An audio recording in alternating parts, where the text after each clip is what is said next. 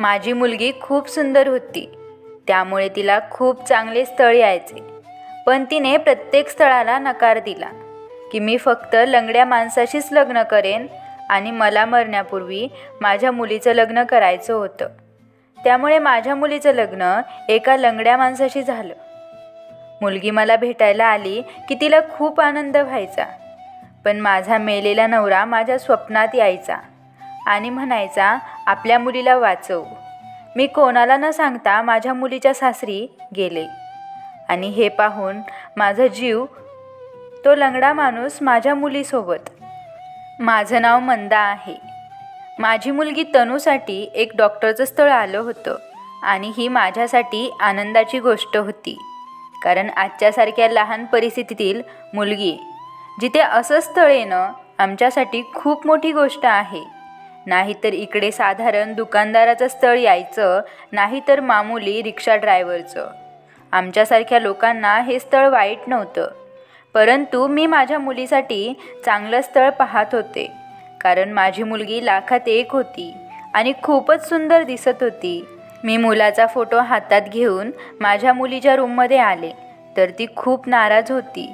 असं वाटत होतं की ती कोणत्या तरी विचारात हरवली आहे. मी म्हणाले, तनू बाळा, काय झालं आहे? तू नाराज का आहेस? तनू म्हणाली, जर माझे वडील माझ्याजवळ असते तर मी किती भाग्यवान मुलगी असते ना. मी म्हणाले, तनू, तुला अचानक काय झालं आहे? या अगोदर तू तर असं बोलत नव्हती. तर तिने नाराज होऊन खाली पाहू लागली. मी म्हणाले, तनू, जास्त नाराज व्हायची गरज नाही. मी तुझ्यासाठी बघ किती छान मुलाचं स्थळ घेऊन आले आहे आणि मुलगा तर डॉक्टर आहे. तनू नाराज होऊन माझ्याकडे बघत म्हणाली, आई, हा मुलगा लंगडा आहे का? तनूचं बोलणं ऐकून मी तर चकितच झाले. नाही तनू, हा मुलगा लंगडा नाही आहे. माझं बोलणं ऐकून तनू म्हणाली, मग या मुलाबरोबर लग्न करायचं नाही. मी तनूला म्हणाले, तू आजपर्यंत माझा राग पाहिला नाहीस. मी आजपर्यंत तुझ्यासारखी दुर्भागी मुलगी पाहिली नाही. अगोदर स्थळ आलं होतं, तो इंजिनियर मुलगा होता. त्याला पण तू नकार दिलास. नंतरही साखर कारखान्याच्या मॅनेजरचं स्थळ आलं, त्याला पण तू नकार दिला. तुला नक्की काय हवंय? तुला माहीत आहे का, अशा स्थळासाठी मुली नवस करतात, तेव्हा त्यांना असे नवरे मिळतात. पण तू तर विचित्रच आहेस. जे स्वतःहून चालून आलेल्या चांगल्या स्थळांना तू नकार देत आहेस. मी अगोदर तुझ्या बोलण्यात आले होते, परंतु आता नाही. मी या स्थळासाठी होकार देत आहे. तनू माझं बोलणं ऐकून रडायला लागली. म्हणाली, जर माझे वडील असते तर कोणी माझ्या इच्छाविरुद्ध जाण्याचं बोललंच नसतं. मी तनूला रडताना बघू शकत नव्हते. ती माझी अतिशय गुणी मुलगी होती आणि माझ्या आयुष्यातील एकुलती एक खुशी होती. तिच्या रडण्याला मी प्रत्येक वेळेस इमोशनल होत होते. पण आज माझं मन पिघळलं. मी म्हणाले, काय झालं तनू? तुला काय झालं आहे? तुला एका लंगड्या माणसाशीच लग्न का करायचं आहे? तनू म्हणाली, आई, मला अविश्वासी लोकांची भीती वाटते. आई सुंदर मुलांना तर प्रत्येक सुंदर मुलगी पसंत करेल, पण ज्या मुलाला सगळ्यांनी नकारलंय, अशा मुलाचं कसं होणार? जर मी अशा मुलाबरोबर लग्न केलं आणि त्याचा आधार बनले तर तो माझी किती काळजी घेईल. तो मला सोडण्याचा विचार पण करणार नाही. आई, माझा नवरा आयुष्यभर माझा बनून राहील आणि कायम माझ्याबरोबर प्रामाणिक राहील. आणि अशा प्रकारे देव पण माझ्यावर प्रसन्न होतील की मी कोणाला तरी आधार बनले आहे, तर देव माझा आधार बनतील. तू मला समजून घे. मी हे सगळं देवाला आनंदी करण्यासाठी करत आहे. तनूचं बोलणं ऐकून मी तिच्याकडे बघत राहिले. नंतर तिला काहीच न बोलता मी रूममधून बाहेर निघून आले. माझी मुलगी अगोदर खूप आनंदी राहायची, खूपच ॲक्टिव्ह राहायची. पण तिच्या वडिलांच्या निधनानंतर ती खूपच दुःखी राहायला लागली. छोट्या छोट्या गोष्टी मनाला लावून घ्यायची आणि असा विचार करायची की आपण त्याचा विचार पण करू शकत नाही. तनूचं बोलणं ऐकून मी घाबरले. ज्या माणसाला स्वतःला आधाराची गरज असेल तो माझ्या मुलीचा आधार कसा बनेल? तो माझ्या मुलीचं दुःख कसं वाटून घेणार, कसा दुःखात तिच्यासोबत देणार. अगोदर वडिलांशिवाय आयुष्य काढलं, आता अशा नवऱ्यासोबत आयुष्य काढणार जो तिची काळजी पण घेऊ शकत नाही, जो तिच्याबरोबर चालू पण शकत नाही. मी काही दिवस हा विषय सोडून दिला. मी विचार केला की काही दिवस निघून गेल्यानंतर मी तनूसोबत बोलेल, माझी मनातील गोष्ट तिला सांगेल. असं होऊ शकतं तिचा विचार बदलेल. त्यासाठी मी तनूला 3 दिवसांचा वेळ दिला. होऊ शकतं तिचा निर्णय बदलेल. 3 दिवस निघून गेले. मी तनूला बोलणार, पण नियतीला काही वेगळंच मान्य होतं. 4थ्या दिवशी सकाळपासून माझी तब्येत बरी नव्हती. सारखं माझं मन घाबरत होतं, घाम पण येत होता. मी मनात विचार केला की तनूला म्हणू की मला डॉक्टरांकडे घेऊन चल. नंतर मनात विचार आला, माझी मुलगी खूप नाजूक आहे, ती माझी अवस्था बघून घाबरून जाईल. त्यामुळे मी सगळ्या वेदना सहन करत होते. तेव्हाच माझ्या छातीत दुखायला लागले आणि माझ्या डोळ्यासमोर अंधार झाला. जेव्हा मला शुद्ध आली तर मी हॉस्पिटलच्या बेडवर होते. खूप प्रकारच्या मशीन माझ्या अंगाला लावल्या होत्या. परत माझ्या डोळ्यासमोर अंधार पडला. नंतर मला शुद्ध आली तर मला खूप जास्त त्रास होत होता. त्रासाने मी ओरडत होते. एक नर्स पळत माझ्याजवळ आली आणि तिने मला इंजेक्शन दिलं. तेव्हा मी तिला विचारलं, माझी मुलगी तनू कुठे आहे? मी आता तुमच्या मुलीला बोलावते. थोड्या वेळाने तनू माझ्याजवळ आली. ती माझी अवस्था बघून रडत होती. नंतर म्हणाली, आई, तू इतक्या त्रासात होती आणि तू मला सांगितलं पण नाहीस. सगळं काही एकटीच सहन करत होती. आई, तू असं का केलं? आई, तुला हार्ट अटॅक आला होता, त्याने तुझा जीव पण गेला असता. आई, तू मला कोणाच्या भरोशावर सोडून जाणार होतीस गं? मला तनूला होणारा त्रास सहन होत नव्हता. मी तिला जवळ घेण्यासाठी माझे दोन्ही हात उचलण्याचा प्रयत्न केला, पण खूप अशक्तपणा आला होता. हात पण उचलला नाही आणि बोलता पण येत नव्हतं. नर्सने मला आराम करायला सांगितला. मी गप्प झोपी गेले. तनूला ती नर्स बाहेर घेऊन गेली. आता मी स्वतःला प्रश्न विचारत होते. हे तनूने मला विचारले होते. माझ्याशिवाय तिचं या जगात कोणी नव्हतं. हे तर देवाची कृपा आहे, त्याने मला जीवन दिलं. आता मी विचार केला की मी ठीक होऊन घरी गेल्यानंतर डॉक्टरच्या आईवडिलांना बोलावून लग्न जमावून टाकेल. काही दिवसानंतर मला हॉस्पिटलमधून सुट्टी मिळाली. डॉक्टरांनी काळजी घेण्यासाठी सांगितलं होतं आणि हे पण सांगितलं होतं, जितकं लवकर होईल तितक्या लवकर ओपन हार्ट सर्जरी करून घ्या. परंतु माझं लक्ष आता या गोष्टीकडे नव्हतं. मला माझ्या मुलीचा संसार सुरू झालेला बघायचा होता. मला घरी येऊन 2 दिवस झाले होते. तनूने माझी खूप काळजी घेतली होती. मी तिच्यासाठी नेहमी प्रार्थना करायचे. एके दिवशी मी तनूचा हात पकडला आणि म्हणाले, तनू, जर मी तुला काही मागितलं तर तू देशील का? तिच्या डोळ्यात अश्रू आले. ती म्हणाली, आई, तू मला माझा जीव पण मागितला ना तरी मी देईन. मी म्हणाले, तनू, तुझ्यासाठी जे डॉक्टरचं स्थळ आलं होतं त्यासाठी तू होकार दे. ते खूप चांगले लोक आहेत, मुलगा पण सुशिक्षित आहेत. माझी इच्छा आहे की तुझं लग्न त्याच्याबरोबर व्हावं आणि लवकरात लवकर तुझा संसार चालू व्हावा. मी तुला असं बेवारी सोडून नाही मरू शकत. माझं बोलणं ऐकून तनूच्या कपाळावर आठ्या पडल्या. म्हणाली, आई, मी तुला आजपर्यंत एकच गोष्ट मागितली आहे. मला माझ्या होणाऱ्या नवऱ्यासोबत काही घेणं देणं नाही. मला तर एवढंच वाटतं की माझा होणारा नवरा लंगडा असावा. काय तू माझी एवढी इच्छा पूर्ण नाही करू शकत का? तू तर माझ्यावर खूप प्रेम करतेस. मी म्हणाले, तनू, तुझी इच्छा आणि स्वप्न हा सगळा मूर्खपणा आहे. मी माझ्या सुंदर मुलीचं लग्न एका लंगड्या माणसाशी नाही करू शकत.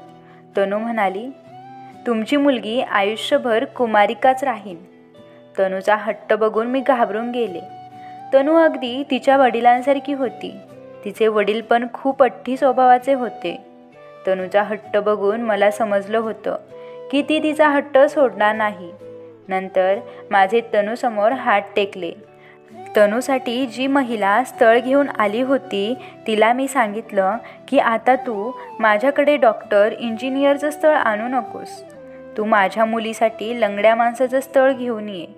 माझं बोलणं ऐकून ती महिला मला आश्चर्याने बघत होती आणि म्हणाली, असं कसं बोलत आहात? कशी आई आहेस तू? तुझी मुलगी तर लाखात एक आहे. जो पण तुझ्या मुलीला बघतो तो तिच्याशी लग्न करण्याचे स्वप्न बघतो. मग तू तुझ्या मुलीचं लग्न एका लंगड्या मुलाशी का करत आहेस? त्या महिलेचं बोलणं ऐकून मी नाराज झाले. मी म्हणाले, माझा नाईलाज आहे. माझ्या मुलीच्या समोर मी हरले आहे. माझी मुलगी एकच हट्ट करत आहे की तिला लंगड्या माणसाशी लग्न करायचं आहे. मी तिला खूप समजावलं पण ती तिचा हट्ट सोडत नाही. माझं बोलणं ऐकून ती महिला म्हणाली, मी तुझ्या आवडीचं स्थळ बघते. मी त्या महिलेला पैसे दिले आणि ती निघून गेली. जेव्हा तनूला समजलं की मी तिचं म्हणणं ऐकलं आहे आणि त्या स्थळ आणणाऱ्या बाईला सांगितलं की लंगड्या मुलाचं स्थळ आण म्हणून, तेव्हा तनू खूप खुश झाली. आनंदाने मला मिठी मारत म्हणाली, आई तू खूप चांगली आहेस, माझ्या सगळ्या गोष्टी ऐकतेस. तनूचं बोलणं ऐकून मी म्हणाले, जर तू माझं बोलणं ऐकून मी म्हणेल ते तू माझं ऐकलं असतं तर मी पण खुश झाले असते. तनू म्हणाली, आई अशा आनंदाच्या क्षणी मला तू नाराज नको करूस ग. मी तर तुझं सगळं काही ऐकते. माझी मुलगी तनू आज खूप आनंदात होती. तनूचा आनंद बघून माझ्या घरात आनंदी वातावरण होतं. परंतु मला माझ्या मुलीची काळजी लागून असायची. माहीत नाही पुढे तिच्या आयुष्यात काय लिहून ठेवलं आहे. मी स्थळ बघायला चालू केलं होतं. माहीत होतं तसं स्थळ मिळायला वेळ लागेल, पण स्थळ लवकर मिळालं. 4 दिवसानंतर ती महिला आमच्या घरी आली. जशी ती महिला आमच्या घरात आली, तनू उठून किचनमध्ये निघून गेली आणि चहा बनवायला लागली. मला असं वाटत होतं जसं तनू तिचीच वाट बघत होती. मी त्या महिलेला म्हणाले, या हिराताई, कशा आहात? स्थळ मिळालं का? ती म्हणाली, ताई मी तर तुम्हाला किती स्थळ दाखवलेत, परंतु तुम्हाला इतके चांगले स्थळ पसंत पडले नाही. नंतर मी तुम्ही सांगितल्याप्रमाणे तुमच्या आवडीचा मुलगा शोधला आहे. मुलाचा मोठेपणा काय सांगू, फक्त मुलगा लंगडा आहे. त्यानंतर त्यांच्यात काही विशेष नाही. हिराताईचं बोलणं ऐकून तनू म्हणाली, काकू अजून आम्हाला. त्यानंतर त्याच्यात काही विशेष नाही. हिराताईचं बोलणं ऐकून तनू म्हणाली, काकू अजून आम्हाला काही नको. मला तर मुलाचा फोटो पण बघायचा नाही. फक्त मुलगा लंगडा असायला हवा आणि तो मला मिळाला. तनू सगळं स्वतः आनंदाने बोलत होती. या अगोदर हिराताई स्थळ घेऊन यायची तर तनू जवळ पण यायची नाही. परंतु आज तिच्या चेहऱ्यावर खूपच आनंद दिसत होता. मी विचारलं, हिराताई मुलगा काय करतो? तर हिरा म्हणाली, एक लंगडा मुलगा काय करू शकतो? त्याच्या वडिलांच्या कपड्याच्या दुकानावर जाऊन बसतो आणि त्याचं घर पण छोट्या गल्लीत जुनं आहे. कसं तरी ते जीवन जगत आहे. त्या मुलाबद्दल मी तुम्हाला खरं काय ते सांगून टाकले. आता पुढे तुमची इच्छा. मुलाबद्दल ऐकून मी काळजीत पडले. मी म्हणाले, हिराताई तू दुसरा मुलगा शोध.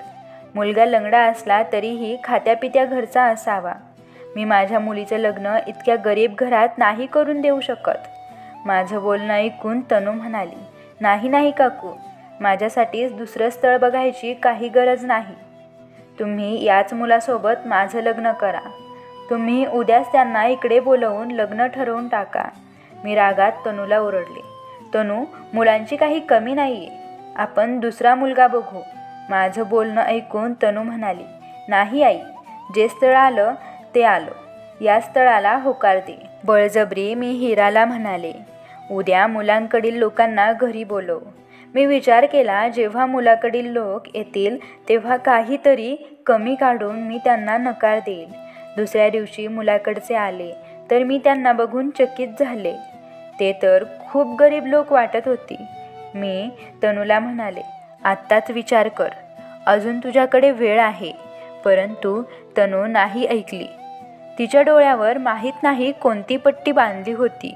ती म्हणाली, मला हे स्थळ आवडलं आहे. तू पण या लोकांना होकार कळव. आता मला समजलं होतं आई वडील आपल्या मुलांसमोर कसे लाचार होतात. काही दिवसांनी माझी तब्येत ठीक नव्हती. छातीत थोडं थोडं दुखत होतं. मला तर असं वाटत होतं हे दुखणं माझा जीव घेऊन जातं की काय. मी याच भीतीने लग्नाला होकार दिला. मुलाकडचे गरीब होते. ते म्हणत होते लग्न अगदी साध्या पद्धतीने करायचं. तुम्ही आम्हाला हुंडा देऊ नका आणि आम्ही पण काहीच खर्च करू शकत नाही. मी तर विचार पण केला नव्हता की मी माझ्या लाडक्या एकुलत्या एक मुलीचं लग्न असं करेल. मनावर एक ओझं होतं. एकतर माझी मुलगी मला सोडून जाणार होती. त्यात हे स्थळ मला आवडलेलं नव्हतं. 8 दिवसानंतर लग्न होतं. लग्नाची काहीच तयारी करायची नव्हती. असेच दिवस निघून गेले आणि त्यानंतर तनूचं लग्न झालं. तनू तिच्या सासरी निघून गेली. मी माझ्या मनाला समजावलं होतं. तनूचा दुरावा मला सहन होत नव्हता. परंतु मनाला समजावलं की ही तर जगाची रीत आहे. मुलगी तर परक्याचं धन असते. एक ना एक दिवस आईवडिलांना सोडून जावंच लागतं. रात्रभर मी तिच्या आनंदाची प्रार्थना करत होते. सकाळी झोपेतून उठल्यानंतर मी नाश्ता बनवला आणि नाश्ता घेऊन तनूच्या सासरी गेले. आमच्याकडे परंपरा असते की नवरीच्या माहेरकडून नाश्ता जातो आणि मला ही परंपरा पूर्ण करायची होती. तनूच्या सासरी गेल्यास तिथलं वातावरण बघून मला तर धक्काच बसला. त्या लोकांची अवस्था खूप बेकार होती. तुटक्या फुटक्या 2 खोल्या होत्या. घरात स्वच्छता पण नव्हती आणि तिची सासू खूप विचित्र बाई होती. मला बघून ती माणुसकीच्या नात्याने पण म्हणाली नाही की बसा. उलट मला म्हणत होती, ताई आम्ही गरीब लोक आहोत. आम्हाला रोज रोज पाहुणे परवडत नाही. आम्हाला जर तुम्ही रोज आमच्याकडे येत राहिल्या तर विचार करा, त्रास तुमच्याच मुलीला होणार. तनू जवळच उभा होती. तिच्या सासूचं बोलणं ऐकत होती. परंतु ती काहीच म्हणाली नाही. मी म्हणाले, मी तर नाश्ता द्यायला आले होते. ठीक आहे, आता मी जाते. मी घरी जायला निघाले तर तनू माझ्या गळ्यात पडून रडत होती. म्हणाली, आई मी तुझी चांगली मुलगी सिद्ध झाले नाही. मी तुला खूप त्रास दिला आहे. मी तनूच्या डोळ्यातील अश्रू पुसले आणि म्हणाले, तनू मला तुझ्याकडे काही तक्रार नाही. बस तू आनंदात राहा. देव तुझं चांगलं करेल. तनू म्हणाली, आई तू माझं एक ऐकशील. मी होकार देत मान हलवली. तनू म्हणाली, आई तू माझ्या सासरी येत जाऊ नकोस. हे लोक तुझा अपमान करतात तर मला चांगलं वाटत नाही. मी तुला भेटायला येत जाईन. मी हो मध्ये मान हलवली आणि म्हणाले, तनू काळजी घे. एवढं बोलून मी घरी निघून आले. मी तनूसोबत रडणं खूप कंट्रोल केलं. घरी आल्यानंतर मी खूप रडले. माझ्या मुलीने स्वतः तिच्या पायावर दगड मारून घेतला होता. मी त्यात आता काहीच करू शकत नव्हते. तनूशिवाय घरात करमत पण नव्हतं. कधी कधी गल्लीतील बाया यायच्या तर मला जरा बरं वाटायचं. गल्लीतल्या बाया नेहमी म्हणायच्या की तुम्ही पण बाहेर निघत जा. आमच्या घरी पण येत जा. वेळ निघून जात जाईल. तनूच्या लग्नाला 4 दिवस झाले होते. तनू मला भेटायला आली नव्हती. तनूला भेटण्यासाठी माझं मन कासावीस झालं होतं. परंतु मला तिच्या सासरी जायचं नव्हतं. मी माझा अपमान सहन करू शकत होते. पण माझ्या मुलीसाठी अडचण होत असेल तर मला ते सहन होत नव्हतं आणि हेच विचार करून मी जात नव्हते. मी तनूचाच विचार करत होते तेव्हाच दरवाजा वाजला आणि तनू दरवाजा उघडून आत आली. तनूला बघून मला खूप आनंद झाला. मी तिला जवळ घेऊन विचारलं, कशी आहेस बाळा? तनू म्हणाली, आई तुझी खूप आठवण येत होते त्यामुळे तुला भेटायला आले आहे. मी म्हणाले, तनू मला पण तुझी खूप आठवण येत होती ग. पण मी तुझ्या सासूमुळे तुझ्या घरी येत नव्हते. तनू म्हणाली, तू चांगलं केलं आली नाहीस. कारण माझी सासू खूप विचित्र बाई आहे. तिला पाहुणे आलेले अजिबात आवडत नाही. पाहुणे तर देवाचं रूप असतात. पण माहीत नाही माझ्या सासूला पाहुणे का आवडत नाहीत. माझी सासू तर माझ्यासोबत पण चांगली वागायची नाही. परंतु आता हळूहळू त्यांचं माझ्याशी वागणं बदलत जात होतं. आणि माझ्या नवऱ्याचं तर माझ्यावर खूप प्रेम आहे. म्हणतात, देवासमोर जेवढ्या वेळेस थँक्स म्हणू तेवढं कमी आहे की मला तुझ्यासारखी बायको मिळाली. तनूच्या चेहऱ्यावरचा आनंद दिसत होता. मी तनूचा चेहरा बघत होते तर ती खरंच खूप आनंदात दिसत होती. आम्ही दोघींनी खूप वेळ गप्पा मारल्या. नंतर तनू म्हणाली, आई, मला तुझ्याकडून पनीर मसाल्याची भाजी शिकायची आहे. माझ्या नवऱ्याला खूप आवडते. आम्ही दोघी मायलेकी किचनमध्ये आलो. मी तिला पनीर मसाला बनवायला शिकवत होते. मी तनूला आज पाहिलं तर ती आज खूप खुश दिसत होती. नंतर मी विचार केला, काही असो, तनू तिच्या सासरी खुश राहावी. आम्ही दोघी मायलेकीनं जेवण केलं आणि थोडी पनीर मसाल्याची भाजी तनू डब्यात भरून घेऊन गेली. तिच्या बोलण्यावरून वाटत होतं ती तिच्या नवऱ्यावर खूप प्रेम करते. तनू गेल्यानंतर मी माझ्या रूममध्ये आराम करायला आले. परंतु रात्री माझ्या स्वप्नात माझा नवरा मला रडून सांगत होते, आपल्या मुलीला तनूला वाचव. मी घाबरून उठले. तनूचे वडील असे का बोलत होते? आता तर मी तनूच्या काळजीतून मुक्त झाले होते की तनू खुश आहे. पुन्हा मला वाटलं मी तनूबद्दल खूप काळजीत होते, त्यामुळे असं स्वप्न पडलं असावं. मी विचार सोडला आणि पुन्हा झोपी गेले. तनूला मी सांगितलं होतं की 3-4 दिवसाला मला भेटायला येत जा. माझ्या मुलीचा आनंद बघून मला खूप बरं वाटायचं. परंतु विचित्र गोष्ट ही होती की तनूचं लग्न झाल्यापासून मला माझा नवरा स्वप्नात यायचा, त्यामुळे मी वैतागून गेले होते. मी तनूला विचारलं, तनू, खरं खरं सांग, तू तुझ्या सासरी खुश आहेस ना? तनूने मला विश्वासाने सांगितलं, आई, मला माझ्या सासरी काहीच अडचण नाही. मी खूप खुश आहे. तू माझी काळजी करू नकोस. 2-3 दिवसानंतर तनूचे वडील पुन्हा मला स्वप्नात दिसले. तेव्हा मी खूप घाबरले. दुसऱ्या दिवशी मी विचार केला की स्वतः जाऊन तनूच्या घरी डोळ्यांनी बघावं, तनू खुश आहे का? आणि मी न सांगता तनूच्या सासरी गेले. पण हे बघून चकित झाले की दरवाजावर खूप मोठं कुलूप होतं. मला खूप काळजी वाटत होती. लाकडाचा जुना दरवाजा होता, खूप तुटका होता. दरवाजाच्या आतील दृश्य पाहून मला असं वाटत होतं ते भूत बंगला आहे. तिकडे कोण राहत असेल असं वाटत नव्हतं. मी खूप घाबरले. मी जवळपास विचारपूस केली तर त्यांनी मला सांगितलं. ते ऐकून मी काळजीत पडले. ते लोक म्हणाले, हे घर तर केव्हापासून रिकामं आहे. काही दिवसांपूर्वी काही लोक इकडे राहायला आले होते. त्यांच्या मुलाचं लग्न करायला आले होते. त्यानंतर ते इथून निघून गेले. मी विचारलं, ते लोक कुठे गेले तुम्हाला माहीत आहे का? तर ते म्हणाले, आम्हाला त्याबद्दल काही माहीत नाही. खूपच विचित्र लोक होते. कोणाशी बोलणं त्यांना आवडायचं नाही. त्यामुळे आम्ही पण त्या लोकांना कमी बोलत होतो. हे सगळं ऐकून माझ्या पायाखालची जमीनच सरकली. देवा, माहीत नाही माझी मुलगी कोणत्या लोकांमध्ये अडकली. मी कसं तरी घरी आले. मला काहीच सुचत नव्हतं. माझ्या मुलीचा काहीच पत्ता नव्हता. मला हे 2 दिवस खूप कठीण गेले. तिसऱ्या दिवशी तनू मला भेटायला आली. पण मी तनूला समजूच दिलं नाही की मी तिच्या घरी गेले होते. दरवेळेसारखं आज पण तनू खूप आनंदी होती. बोलता बोलता मी तिला म्हणाले, तनू, मला तुझ्या घरी यायचं आहे. तनू म्हणाली, नाही आई, असं नाही होऊ शकत. माझ्या सासूचं वागणं आत्ताच माझ्यासोबत चांगलं झालं आहे. असं नको व्हायला. तुझ्या येण्याने ती परत तशीच वागेल. मी तर येतच असते तुला भेटायला. तू का काळजी करत आहेस? संध्याकाळी तनू तिच्या घरी निघून गेली. पण यावेळेस मी तनूचा पाठलाग केला. मला तनूचं घर पाहायचं होतं.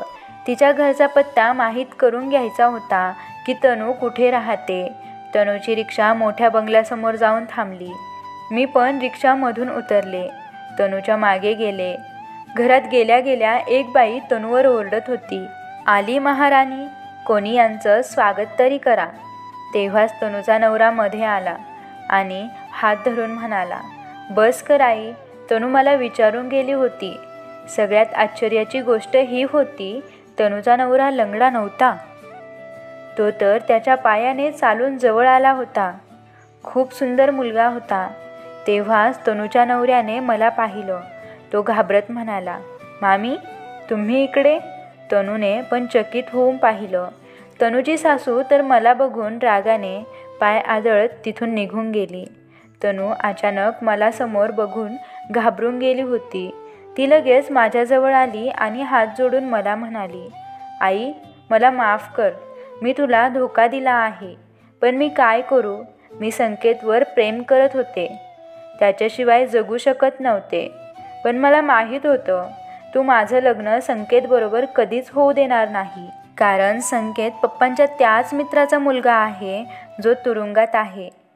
एवढं ऐकून मी रागाने लाल झाले. तनू एवढं मोठं खोटं मला कसं बोलू शकते? तनूने तिच्या वडिलांचा खुनी मुलाबरोबर लग्न केलं होतं. संकेतचे वडील आणि तनूचे वडील खूप चांगले मित्र होते.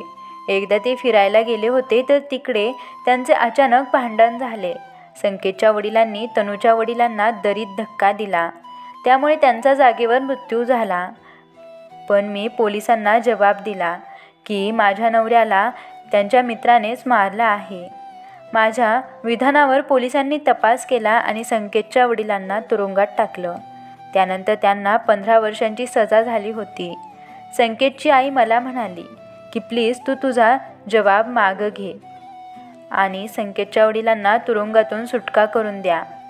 माझा नवरा निर्दोष आहे, त्यांनी तुझ्या नवऱ्याला नाही मारलं. पण मी संकेतच्या वडिलांना माफ केलं नाही. ते अजून पण तुरुंगात होते आणि हेच कारण होतं की तनूची सासू माझा रागराग करत होती. तनूचा नवरा संकेत म्हणाला, मामी मी आणि तनू एकमेकांवर खूप प्रेम करत होतो. आम्हाला माहीत होतं की तुम्ही आमचं दोघांचं लग्न होऊ देणार नाही. म्हणून तनूने हट्ट केला की ती एका लंगड्या मुलासोबत लग्न करणार. त्यामुळे तुम्हाला संशय येऊ नये आणि तुम्ही पण तिच्यासाठी दुसरं स्थळ पाहू नये. मी माझ्या मित्राच्या आईला घेऊन एका जुन्या घरात किरायाने राहू लागलो आणि या प्रकारे माझ्या मित्राच्या आईला माझी आई म्हणून मी तुमच्या घरी स्थळ पाहायला आलो आणि अशा प्रकारे आमचं लग्न झालं. माझी आई पण या लग्नासाठी तयार नव्हती. तिने अजून तनूला सून म्हणून स्वीकारलं नाही. ती जेव्हा पण तनूला बघते तेव्हा तिला माझ्या वडिलांचा चेहरा दिसतो. संकेतचं बोलणं ऐकून मी काहीच बोलले नाही. तिकडून वापस आले. अगोदर तनूचा राग येत होता. असं वाटत होतं तिच्याशी असलेलं नातं संपून टाकू. नंतर शांत डोक्याने विचार केला की कुठं ना कुठं माझी पण चूक आहे. तनूच्या वडिलांचा मृत्यू ॲक्सिडंट पण असू शकतो, कारण त्या दोघांची घट्ट मैत्री होती. मग संकेतचे वडील तनूच्या वडिलांचा जीव कसा घेतील? रात्रभर विचार केला आणि सकाळी पोलीस स्टेशनला जाऊन मी जबाब दिला. त्यानंतर संकेतचे वडील तुरुंगातून बाहेर पडले. मी माझ्या घरी आले. दुसऱ्या दिवशी तनू, संकेत व त्याचे आई वडील आमच्या घरी आले. संकेतच्या आईने मला मिठी मारली. रडत म्हणाली, ताई तू माझं सौभाग्य वाचून खूप चांगलं काम केलं. माझ्या मनात खूप राग भरला होता, त्यामुळे तनूला वाईट बोलत होते. तनू खूप चांगली मुलगी आहे. मी तिला खूप काही बोलले, परंतु ती मला उलटून कधीच बोलली नाही. ताई तुम्ही आम्हाला मोठ्या मनाने माफ करा, तेव्हाच आमच्या मनाला बरं वाटेल. संकेतच्या वडिलांनी पण मला माफी मागितली. मी त्यांना थांबवलं की माफी मागायची गरज नाही. मला ही गोष्ट अगोदरच करायला पाहिजे होती. तुम्ही मला माफ करा. मी तुम्हाला खूप त्रास दिला. माझ्यामुळे तुम्हाला एवढी वर्ष तुरुंगात राहावं लागलं. आता आपली मुलं एकमेकांबरोबर आनंदी आहेत. आपल्याला काय हवं? सगळ्यांनी होमध्ये मान हलवली. सगळे खूप आनंदी होते. मी पुढे जाऊन तनूला मिठी मारली. मी संकेतला जावई म्हणून स्वीकारलं आणि तनूच्या सासूनेही तिला सून म्हणून आनंदाने स्वीकारलं होतं. मंडळी, तुम्हाला व्हिडिओ आवडला असेल तर व्हिडिओला लाईक करा, शेअर करा आणि तुम्ही आपल्या चॅनलवर नवीन असाल तर चॅनलला सबस्क्राईब करायला विसरू नका. धन्यवाद.